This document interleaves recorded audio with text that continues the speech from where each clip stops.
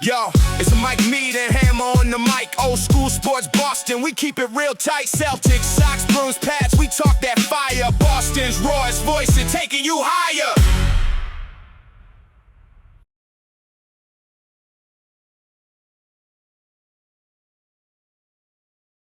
Welcome back, everybody, to Old School Sports with Mike and the Hammer, and we have another great show for you today. Before we get to that, how about that intro? Like it?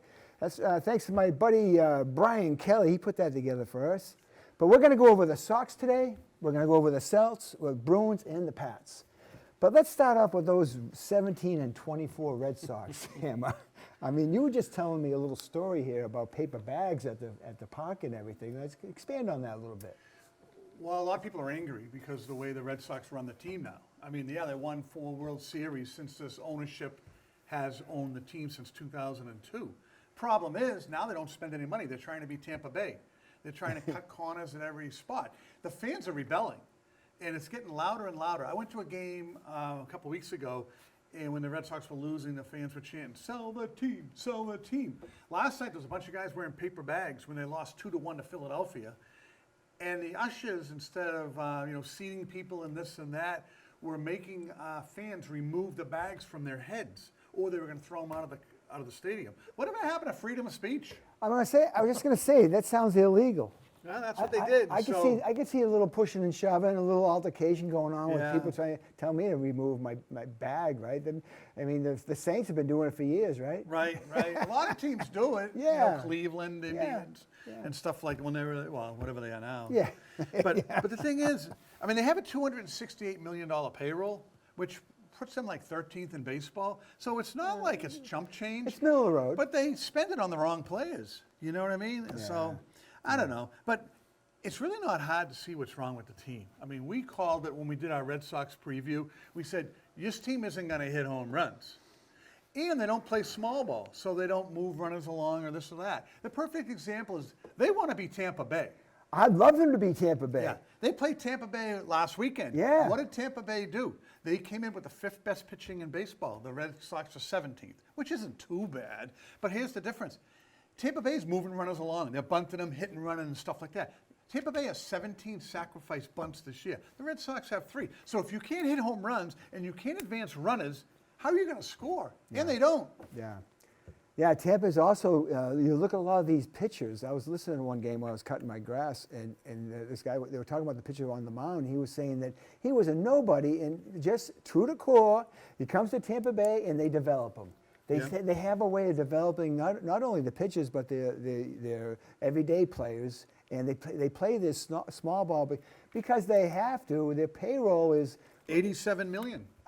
There you go. I'm surprised it's that much. It is. It's a bump from past years. Yeah, usually and 50, Tampa 60. Bay's in first place. I see that. You know? Yeah. So, I mean, they know what they're doing. They rely on pitching, Yeah. and then they just have pieces that interlock and fit like a team. The Red Sox are all over the place. Yeah. This is the most dysfunctional team. I mean, you have like 4 guys batting under 210 in your starting lineup.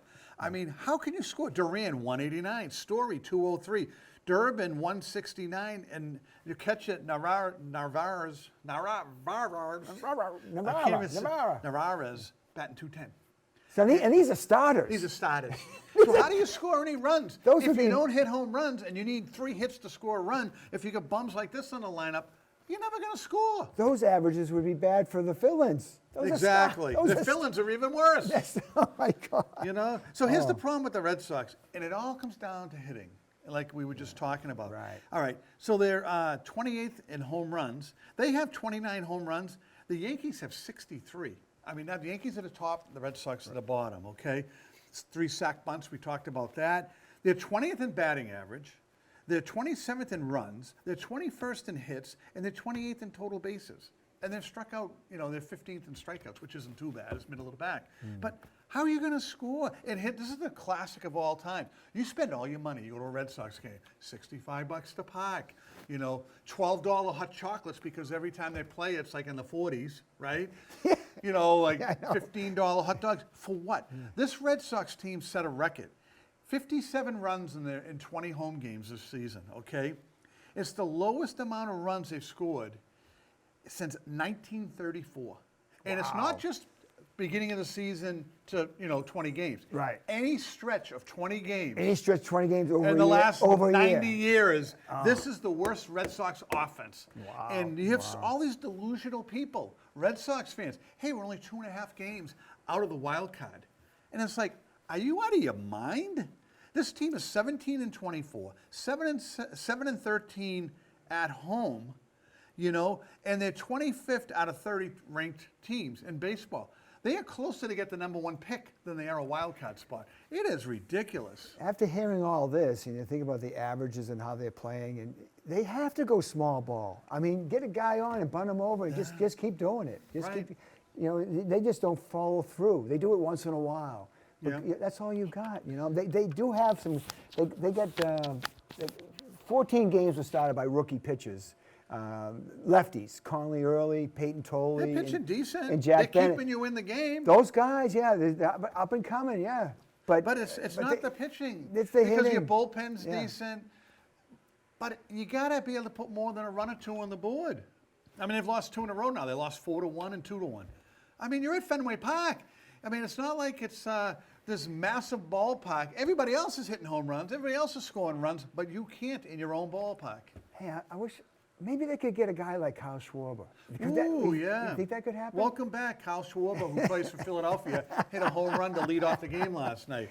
Yeah, but look at all the guys that they let go. He had a great year in 2021. He did, and then we let him go. And he was a free agent this year. They could have got him back, and they had to, but they don't, No, they don't because spend they don't money. spend any money. Yeah. So the problem is the money you are spending on players. These players stink. I mean, Story. Oh my gosh. I mean, he has a contract that goes through 2027, $25 million a year, with a $5 million buyout in 2028. So you're buying him out, right? Absolutely. But as far as a player, he's the worst-rated defensive shortstop, and he's made the most errors. He's got the least amount of range. I mean, in batting, we just talked about how bad he's hitting. I mean, he's hitting 203. So this guy is useless, and I would just eat the money and get rid of him. How did he end up last year? Because we were talking last year about over-under and how long he's going to last before he has an injury. Yeah. And you said April 15th, and I said May 15th. Yeah. And he ended up playing the whole year. He did. And he started off slow, but he ended up with 96 RBIs. How did that happen? You look at this guy right now. It's not the same guy. What happened? I don't know. He rested on his laurels. He finally had a healthy season and then didn't do the work in the offseason because right now, I mean, he's useless. And the thing is, you're hurting the progression of Marcelo Maya, who is a natural shortstop. He's playing second base. He's one of your young guys. Yeah. At what point do you pull the plug and say, we're not going anywhere? Well, they're going to have to pay him that money. That's But that's the thing. But, yeah. you're better off getting this guy out of the clubhouse. Wow. He's an old stiff. And it all comes back to money, though, right? Yeah, but then you can put your young phenom in a position he should be in. Then maybe he'd bet better than 203, Maya, because I think he's batting 223. But he's in a different position. He's learning second base. He could be at shortstop, and you can get him out of here. Meyer, Campbell, and Anthony. We were sitting here last year, the beginning of the year. Yeah. We were saying, "Oh, look at these guys." But we did come to the realization, common sense took over, and we said, only one of them is going to become a star. Now I don't know, right? Well, here's the thing. To the point is, you might want to get ahead of this and trade Anthony. He's hurt all the time, wrists, back. I mean, he's a guy our age. It's a small window, though. I mean, I don't know. In the minors, he was hurt a lot. I just think it might be time to cut bait and see what you can get on him. So high. His potential is way up there, though. I mean, I'd give him more than this. He had a part-time year last year, and we're only how many games in we in this year? 30. Yeah, but he's hurt again, so games. I don't know. But Yeah, I mean, I know. at some point they're going to have to just they signed Contreras in the offseason. I think he's a trade chip. Chapman, your reliever, he should go. And then Duran, your guy. This guy could have left yesterday and I would have been happy. Your guy. Here's what your guy Talking did. about my guy. Now he's fighting with the media. Michael Hawley, a well-respected, journalist. Now he has a I love thing Michael on Hawley. NBC He's Sports. Good. He's good. And all he said was the Red Sox were underachieving, and he was talking about how the season is a disaster so far. This team was projected to win, 88 games, win the division, make the playoffs, and they're going to come in last place probably. And all Michael Hawley said was the team's underachieving, and Anthony might be a bust. And Duran, who has rabbit ears, posted, oh, who's this guy, and blah, blah, blah. The guy's been in town for 30 years as a reporter. Who are you? You know? I know. So Duran's a wicked head case. You got to get rid of him because even when he had that problem in Minnesota, he's had problems in Yankee stadiums, he's had problems in Cleveland. Detroit, he's got Cleveland, rabbit ears. All he yeah. does is hear the fans saying things, and he always goes back because he did have some mental health issues. Sure. But to a point, he leaned on that all the time. He was saying in Minnesota when he was slumping and not doing well and I was going to attack a fan, he said they said something about him. But Minnesota did a whole investigation, the Yeah, Twins, yeah. and they found out all the season ticket holders that were in that area and all the other people. They interviewed everybody that was in that section. No, there wasn't anything said, you know, about him personally. It was the only thing. Well, all they said was, "You swing the bat like it's an oar." But they didn't say anything about any mental health issues, and that's what he was Right. spouting in the. So that claim was proved to be false. This guy's got to go. He's a hothead. He makes stupid plays in the field. He runs the bases like an ass. He's got to go, and I would trade him now. Well, I think they missed the window. They should have done it last year where he had some value, right? He did. Now, here's the thing they're talking about, that, you know, Anaheim, as far as trades, they're looking to, you know, get rid of Mike Trout. Whoa. And they were saying a Duran and who was it? Bayo, the starting Brian pitcher, Bayo. Brian Bayo. They're saying that you could get 2-for-1 deal, and they might go for it. They're taking for just those Yeah. two? Well, here's the problem. He's got a $37 million salary. So it's a that's not salary gonna dump, happen. and they want the two young guys. Are they going to take back any of the salary? I don't know, but would you make that trade? Yeah. You mean as far as the Red Sox? Yeah. Sure. Yeah. Because actually, he's having, Mike Trout's he started off anyway, I haven't been following it recently, Yeah. he started off having a good year. Yeah, he gets hurt a lot, but when he's in the lineup, I mean, before Ohtani came, this was the face of baseball. He had like 4 home runs at a Yankee series in New York a couple weeks ago. So, I mean, I would do that thing in a second, Oh, yeah. but he does break down. He is getting a little older. And, I Hey. mean, he would help your power, right-handed power at Fenway. Fenway. I mean, he would definitely, you'd win some games with him. He's got to be like, was he 30? How would you say he Like was? 32. 37? No, he's only like 32. Really? He's Yeah. been around a long time. Yeah, he's been around a long time. Oh, maybe I'm wrong, but I thought it was 32 to 34 at the most. Yeah. Well, he maybe came in at, maybe he was like Al Kaline. He came in at Came 18. in real young, yeah. So, but that's all I got. I mean, this team. I mean, I don't know where you go from here. And then Tracy, the new manager. Usually, when you fire a manager, you get a bump. The Red Sox are 7-7. Philadelphia fired their manager, and they have Don Mattingly. He's 11-3. So that tells me Philly had the talent, and they were underachieving. The Red Sox don't have the talent, and they're a 500 team. So they're not going anywhere. And Don Mattingly wasn't even their first choice. Alex Cora was. who the Cora Red was, Sox and Cora fired. said no. He says, Yeah. thank you very much. I'll take my salary for this year and next, and then I'll get back in the game. Exactly. Yeah. A couple of passings in the baseball world. John Sterling, Yankees win, Yankees win.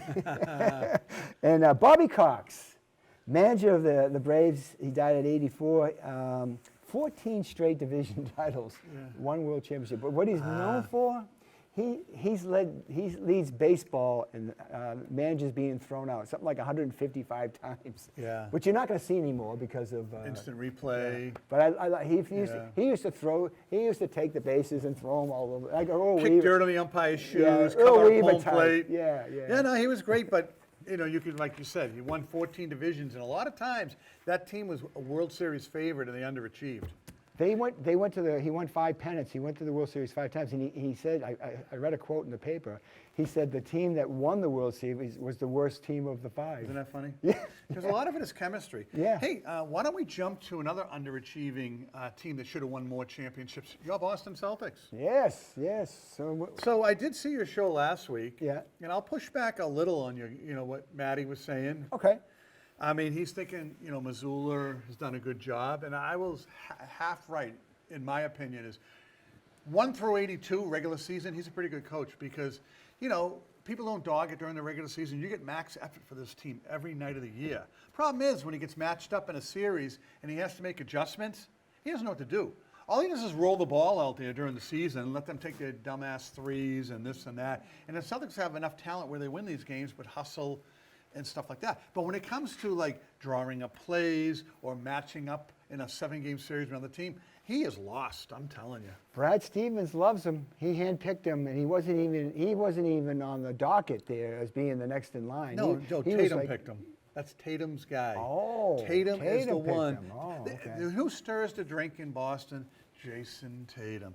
He wanted Missoula. There were other guys on the staff that were more qualified, but that's Tatum's guy. He got I his sense guy. a little negativity about Tatum. No, I'm just saying he got his guy. Hey, all the divas get their guys. Yeah. How many guys has LeBron James got fired?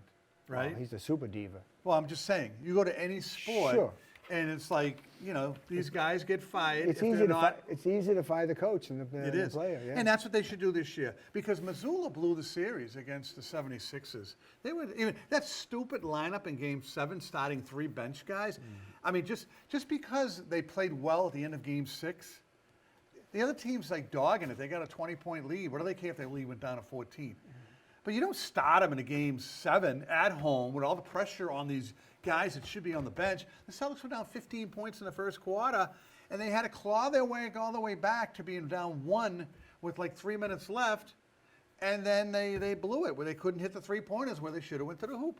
I think he was playing a little bit of Bill Belichick, like he's the smartest guy in the room, and he thought, hey, let me throw this out there, and if it works, they're all going to be, after they win, reporters are going to be saying, how'd you come up with that? Yeah. And instead, no one, Celtics, they never get criticized. I'm telling you right now. Okay. And what you're hearing now is we might have to change a few things, and they're talking about changing assistant coaches, maybe seeing Cassell and a couple other guys.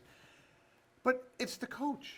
That's where we change, because the style of basketball you play is ridiculous. They, for 2 years in a row, have the least amount of free throws in the league.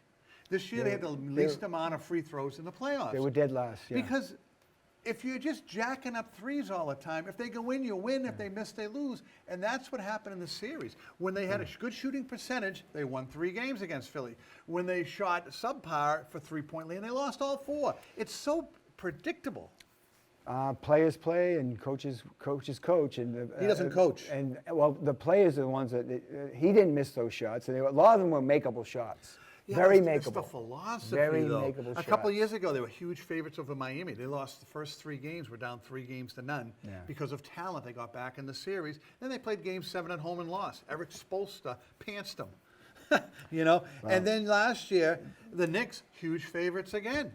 And then Tatum got hurt, but they were well on their way to losing that series. They were down 3-1. Playoffs are a different animal, Tom. Yeah, I mean, that's why you need superior coaching. 2008, when they won it all with Garnett and Pierce and everything, they went their first 3 series. Their very first series with Atlanta, they took them to 7 games. Then they played 2 more series that took them to 7 games before they finally beat the Lakers in 6.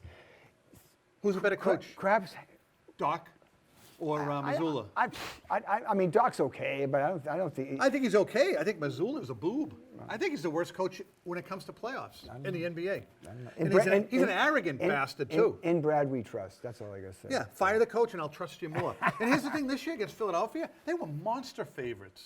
I know. Like, if you bet $100 on Philly, you would have won $1,400. Monster favorites. They were 14.5 points favorites in like 4 out of the 7 games, and they lost. I think it freaked them out with Embiid coming back. I mean, they had no answer for him. They exposed their center position. They had no answer. I mean, he immediately scored 36 points a night. Yeah, the only thing I'll say is in Game 7, when they were down 14 points in the 4th quarter, they went to a zone. Yeah. And that shut Embiid down. The Celtics got it down to like 3 points, and then went back to man, and then all of a sudden, then you have the guard there. What's his face? Maxey cutting down the middle now. Yeah. You have Embiid dunking it. Yeah. For one thing, Missoula finally did. He made an adjustment. He went to a zone, and then when they got back in the game, he went back man-to-man, and they couldn't stay with the man-to-man. And you know how it is. You're in a zone. You get less fouls, too. Oh, yeah. You're not going to have Cater getting all the fouls he was getting if it's a zone. Right.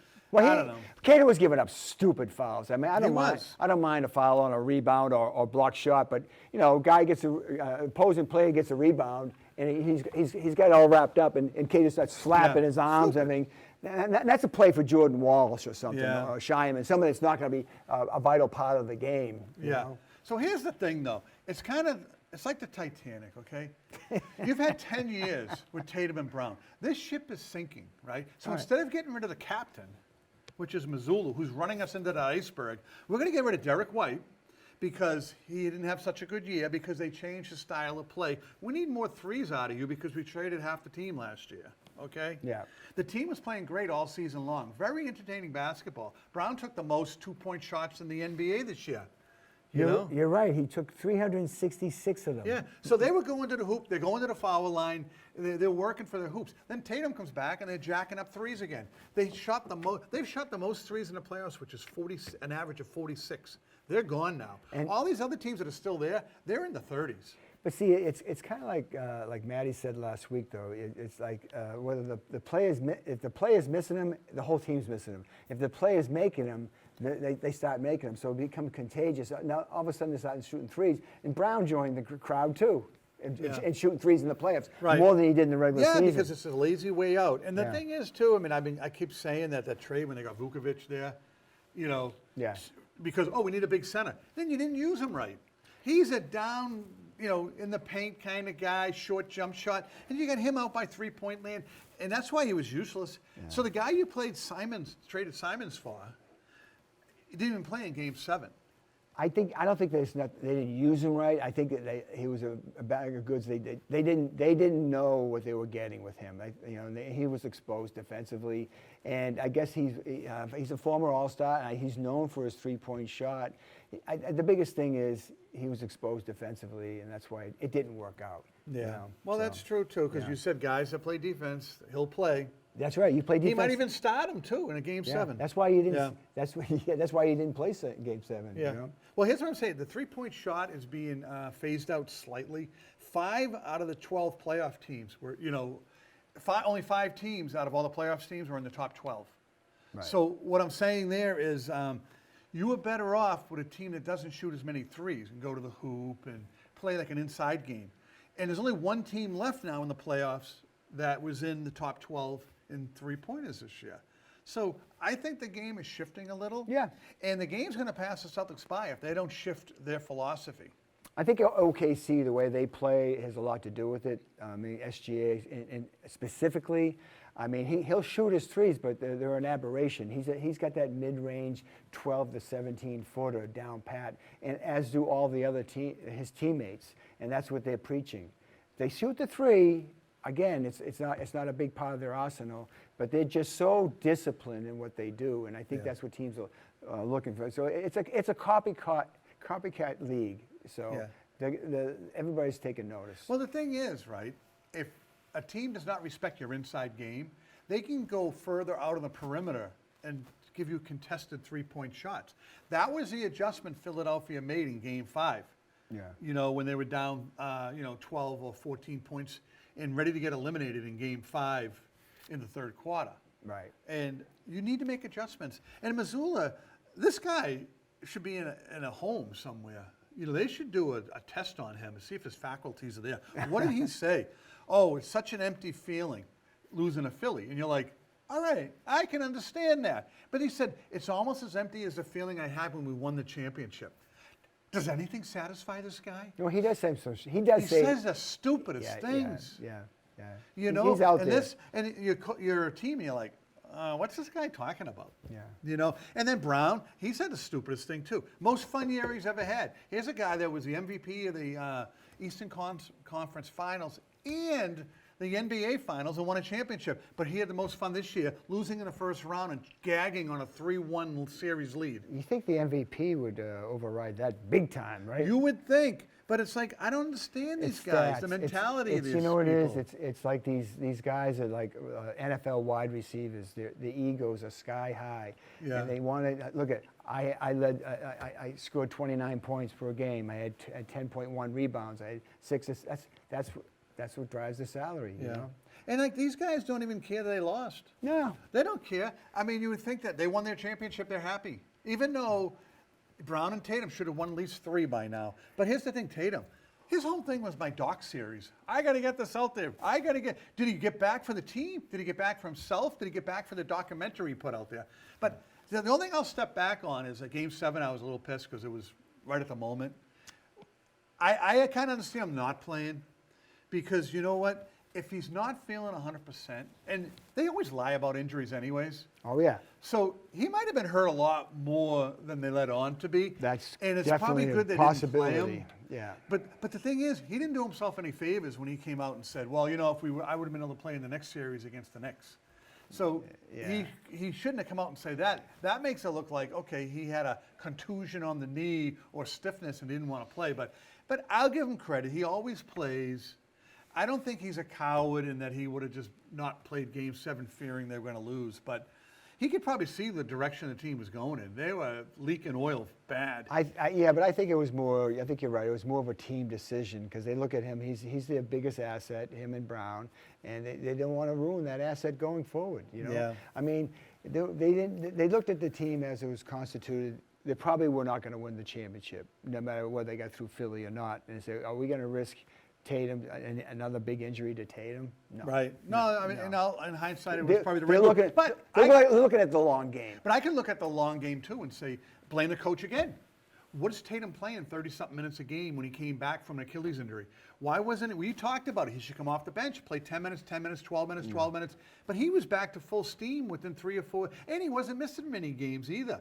That's probably why this popped up in the playoffs. If you had managed him better at the end of the regular season and even into the playoffs, when you're smoking Philadelphia in the first, 4 games of the series, play him less minutes. And they didn't. To be fair, I think in the regular season, would he play like 16 games at the end of the year? Yeah, but at the end he was playing over 38 minutes. He was playing 32 minutes. many. That was his high.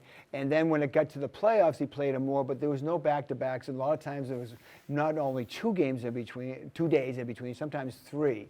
So you can play more if that's the case. All right.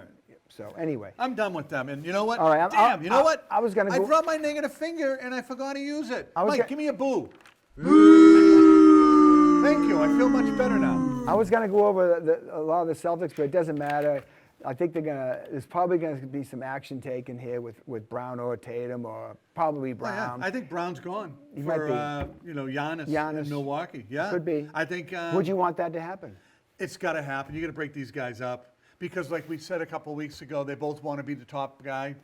Well, And- I think you're right in this aspect. You just mentioned he was MVP of the year before when they won the championship and everything, and he made the statement this year this was his favorite year. Because it was his show. It was his show. So it looks like to me he wants to go to a team like Atlanta where he is the man. He'd be He the is man the- in Milwaukee too. Yeah, he'll be the man. And in then Milwaukee. Brad Stevens says he wants to get closer to the hoop and dunk the ball. Who's better than Giannis for that? The only problem there is he won his championship and he's been a dog ever since. He's injured a lot. So I don't know, but I would do it. And then Brown, he's probably not Brown, Tatum? White. White's probably Derek gone White? too. Unless I'd hate to course- see that though. I do too because I love Derek White. Yeah. But they changed the way he plays the game, and now he's a shell of him for himself. So No, he's still valuable. I don't care what he's shooting. His stats, everything else is through the roof. great defense. Yeah. Great defense. So I got one last thing in basketball. Mike, can you put the video up of the Spurs game?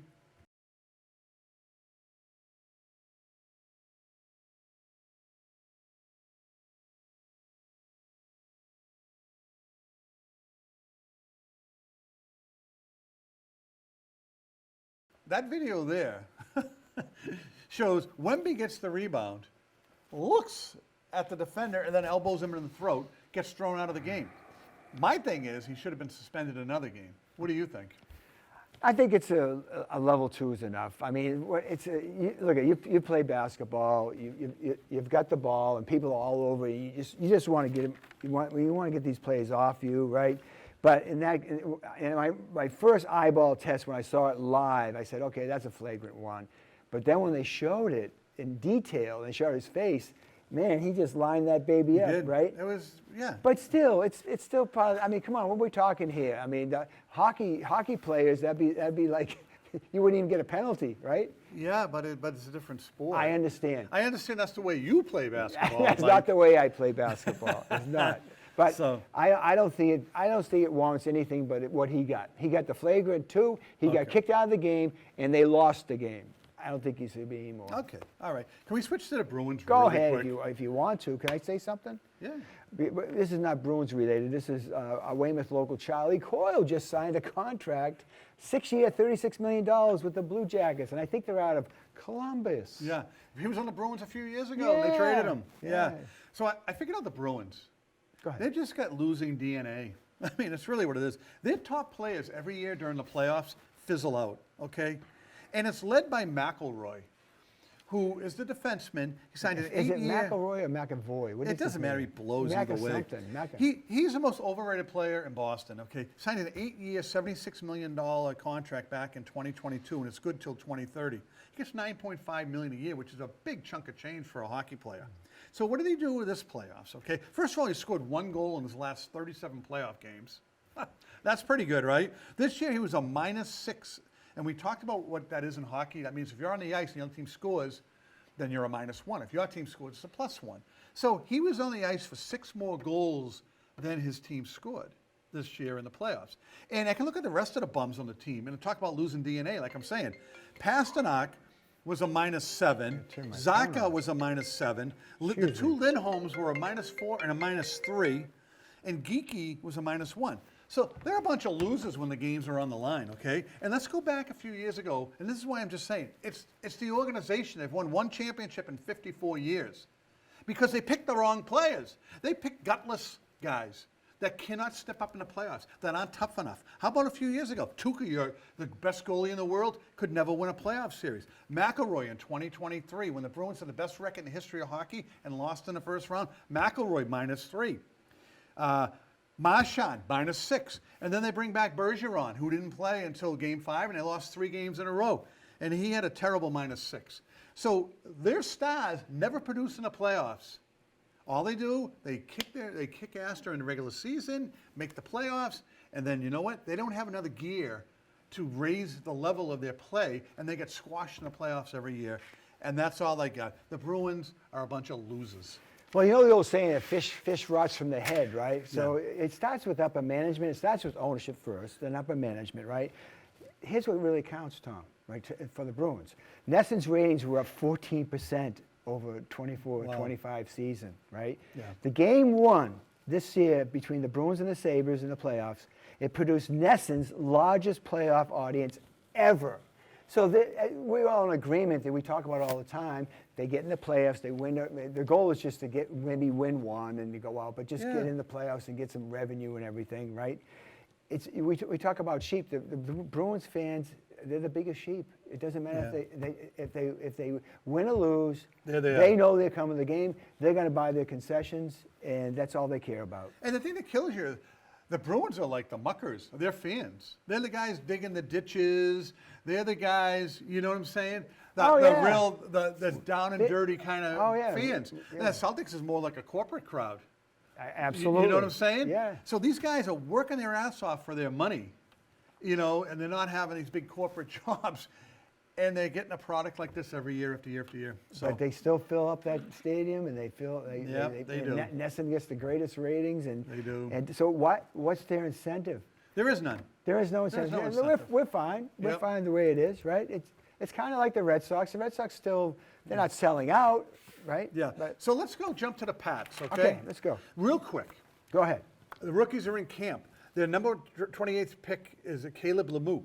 And he played a left tackle in college, and he was playing a left tackle in practice. And everyone says, is that bad news for Will Campbell, who they were drafted number 4 overall as a left tackle last year? It's not often you take 2 left tackles as your number 1 pick 2 years in a row. So I'll answer that by saying I hope so, because I think Will Campbell is a guard in waiting. Yeah. And there's nothing wrong with that. You know, I mean, John Hannah, the greatest guard in the history of probably football, but definitely Patriots, was a guard. Yep. I mean, it's almost like when they talk about he's a tackle. I hate to see him go to guard. I mean, what's wrong with being a guard, you know? Yeah. So move him. I have no problem. You have a problem with moving him? Not at all. I hope they do. Yeah, I think he'll be good. I do too.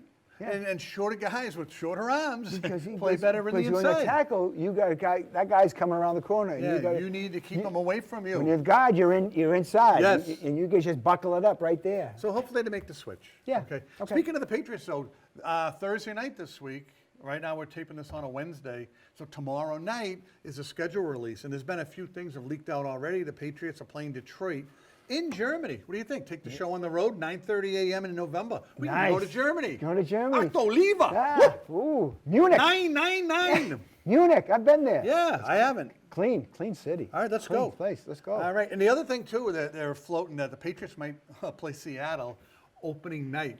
The Super Bowl Whoa. champions always host the first game of the year, which I think this year is on a Wednesday. I want no part of Seattle. Yeah, I don't either, but it might happen because Yeah. they were talking about all the other possibilities, and Yeah. it looks like it's going to fall to the Patriots to get slaughtered. Yeah, on that. it's either them or the Bears. They're saying, take the Bears and feast on them. The Stay Bears. away from us. The Bears, I mean, yeah. we saw that act in the Super Bowl. I don't want to go through that No, again. no, So there you go. Yeah. And anything else in football? Or I got something on Mike Vrabel if you don't. Nah, I don't know. Be good. All right, Mike Vrabel, all right, this is the last thing. Now I'm questioning his mental capacity. 2022, he's the coach of the Tennessee Titans. He rents a boat with his 6-year girlfriend, Diana Rossini, who's 7 months pregnant, and they get this boat all by themselves. And, you know, Vrabel's taking pictures with people and stuff, so don't post any pictures of us or this or that. Yeah, because you're cheating on your wife. But what are you doing? And there's some pictures of them on the boat and stuff like that, and it's kind of like, and then, you know, 2 months later, she has the baby and she names it Michael. Was that like what the boat was all about? Hey, I'll take you on a boat trip, name the kid after me because it is my kid? Or Well, it came out, her brother's name is Michael. what? so- Okay, that sounds good. Yeah. I He mean- changed his name last week. It used to be Myron. It's a very common name. It is, Michael. For 40 years, it was the #1 name. So, Yeah. but I do want to say something about A.J. Brown. I think it's a foregone conclusion he's coming here. It's just a matter of what the Patriots will give up to get him. you know? Yeah. I think it's going to take a first and maybe even a second. I don't know. What do you Well, what think? they're saying, because it looks like it's going to be 2027 is the most stacked draft they're saying in the last 20 years. So the Patriots are not trading their first round pick. But what they might trade is a 2028 first rounder, because Philadelphia's a good team. They're not in a hurry. They'd rather build for the future. Yeah. So they'll take the 2028 and maybe a Keyshawn Booty. Okay. I mean, Booty made some big catches and stuff Sure. like that. But if you have Dobbs and you get Antonio, you get You got Hollins, you got Williams. Yeah. That's Mike's guy, Brown. right? You got Douglas and Chisholm. So, yeah, it's a crowded room. I would trade Douglas in a second. He's been an underachiever. So, All right. so there you go. That's all I got on that. And the other thing is Christian Gonzalez. He's going to break the bank. They is. picked up his 5th-year option, and Yeah. he's going to make $18 million next year. And then they're going to button that up, though. They're going to give him the going rate for a guy like him is like, I guess, $30 million. So he'll probably get a long-term deal. Absolutely. you know. So, That's but here's about it. something that we're gonna wrap it up right now. You got anything else? Or we going No, home? We're going home, man. All right. Here's all I got. Is if you like the show, subscribe, give it a like, and the other thing is, this is episode 100.